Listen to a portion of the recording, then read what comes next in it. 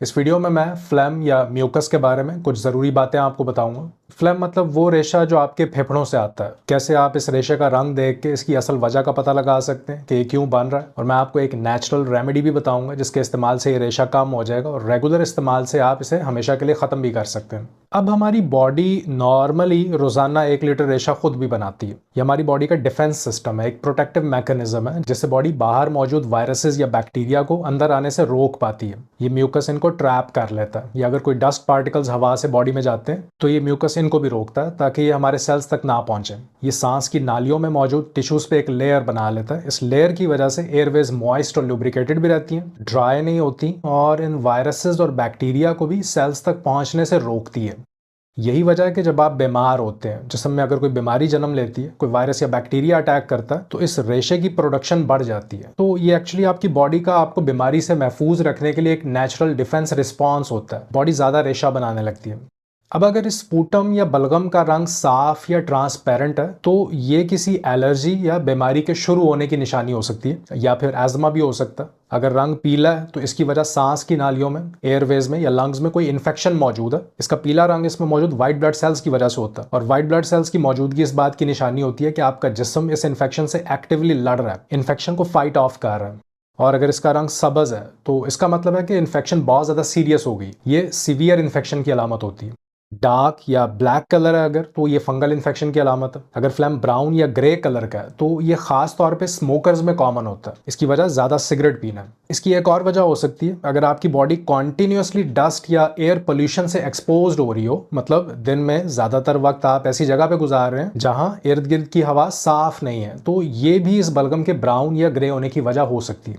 अगर रंग पिंक या रेडिश है तो ये इसमें खून की मौजूदगी की निशानी है। ये ज़्यादातर एयरवेज ड्राइनेस यानी सांस की नालियों की खुश्की की वजह से होता है और इस खुश्की की वजह विटामिन सी या विटामिन डी की कमी हो सकती है, या बहुत ही कम चांसेस हैं कि ये फेफड़ों का कैंसर या टीबी इन्फेक्शन भी हो सकती है। लेकिन अब यहाँ पे जो ज़्यादातर लोग गलती करते हैं वो ओवर द काउंटर ड्रग्स लेते हैं और सेल्फ मेडिकेशन करते हैं और फिर अक्सर परेशान भी होते हैं कि कुछ दिन बाद ये दवाइयाँ काम करना बंद कर देती हैं। तो इसकी वजह मैं आपको आज समझाने की कोशिश करता हूँ। ये दवाइयाँ दो कैटेगरीज में फिट होती हैं। एक कैटेगरी में वो दवाइयाँ आती हैं जो इस बलगम को दबाती हैं, म्यूकस को सप्रेस करती हैं, और दूसरी कैटेगरी में एक्सपेक्टोरेंट्स आती हैं जो इस बलगम को पतला करके जिस्म में से बाहर निकालती हैं। अब अगर तो आप इस बलगम को दबा रहे हैं तो इससे आप इन्फेक्शन को ज्यादा देर तक अपने जिस्म में रोक रहे हैं। इससे आप ये इन्फेक्शन खत्म नहीं कर रहे हैं। इन्फेक्शन जिस्म में मौजूद रहती है और आहिस्ता आहिस्ता ये बॉडी के इम्यून सिस्टम को मजीद वीक करती जाती है, आपके मुदाफ़ियती निज़ाम को मजीद कमजोर करती जाती है। फिर इन दवाइयों के साइड इफेक्ट्स भी होते हैं। अगर आप इन्हें रेगुलर इस्तेमाल करते हैं तो इन साइड इफेक्ट्स में वॉमिटिंग, नौजिया, दिल खराब होना, डायरिया और कब्ज शामिल है। ज़्यादा इस्तेमाल से गुर्दे की पथरी भी हो सकती है। ये दवाइयाँ किडनी स्टोन्स का खतरा बढ़ा देती हैं। तो इसलिए सेल्फ मेडिकेशन ना करें, खुद से इलाज ना करें, दवाइयाँ खुद से ना खाएं। इसके लिए आज मैं आपके साथ एक नेचुरल रेमेडी शेयर करूंगा। इसके जो अज्जा हैं वो शायद आपके घर में पहले से मौजूद हों और ये सारे नेचुरल इंग्रेडिएंट्स हैं, मतलब इस नेचुरल रेमेडी का कोई साइड इफेक्ट नहीं है, आप आराम से इसे इस्तेमाल कर सकते हैं। ये असल में एक कॉम्बिनेशन रेमेडी है, बहुत ही बेसिक इंग्रेडिएंट्स हैं, पानी, प्याज, शहद और लीमू। प्याज एक नेचुरल थिनर है म्यूकस का। इसमें क्वर्सेटिन होता है जो इन्फ्लेमेशन को कम करता है। इन्फ्लेमेशन या सोजिश कम होती है तो बलगम कम बनती है।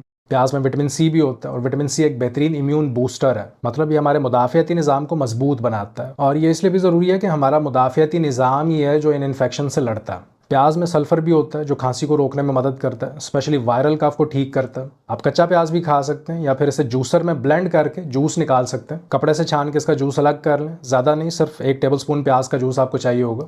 दूसरे नंबर पे है शहद। आप खालिस शहद लें। शहद खांसी को रोकता है, इन्फ्लेमेशन को कम करता है और एंटी माइक्रोबियल प्रॉपर्टीज रखता है, मतलब इन जरासीमों को मारने की ताकत रखता है। ये इम्यूनिटी को भी बूस्ट करता है, हमारे मुदाफ़ियती निज़ाम को भी मजबूत बनाता है। कुछ स्टडीज़ में तो शहद को नेचुरल एंटीबायोटिक भी लिखा गया। पुराने वक्तों में मनुका आने को इस्तेमाल किया जाता था। अगर जिस्म में कहीं पर कोई जख्म बन जाता था तो मरहम के तौर पर इसे जख्म पर लगाया जाता था, क्योंकि शहद में नेचुरली हाइड्रोजन पेरोक्साइड होता है और हाइड्रोजन पेरोक्साइड एक बेहतरीन एंटीसेप्टिक है। मतलब ये कि अगर आप शहद का इस्तेमाल करते हैं तो ये आपकी बॉडी की इन्फेक्शन से लड़ने में मदद करता है, बलगम को कम करता है।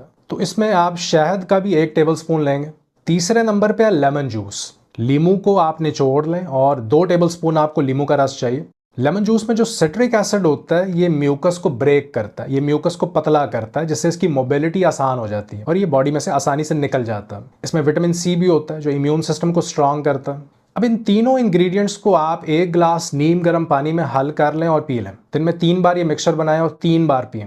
अगर ये बलगम का मसला आपको गर्ड की वजह से हो रहा है तो इस मिक्सचर में आप 1 टेबलस्पून एप्पल साइडर विनेगर भी मिला लें। इसमें आप ग्रेटेड अदरक भी मिला सकते हैं। तो ये एक बेहतरीन हर्बल टी आपकी बन जाएगी। सारे नेचुरल इंग्रेडिएंट्स हैं और ये सारे अज्जा शायद पहले से आपके घर में मौजूद होंगे। ये हर्बल टी आपके म्यूकस को कम करने और डाइजेस्टिव सिस्टम को रिलैक्स करने में भी मदद करेगी। फिर उसके बाद मूली भी बहुत फायदेमंद है। मूली आप जरूर खाएं। मूली में सल्फर होता है। सल्फर डीप टिश्यूज में से म्यूकस को पुल आउट करता है। इसी तरह अगर ड्राई कफ का मसला है, खुश्क खांसी है, तो इसके साथ आप कैल्शियम भी शामिल कर लें।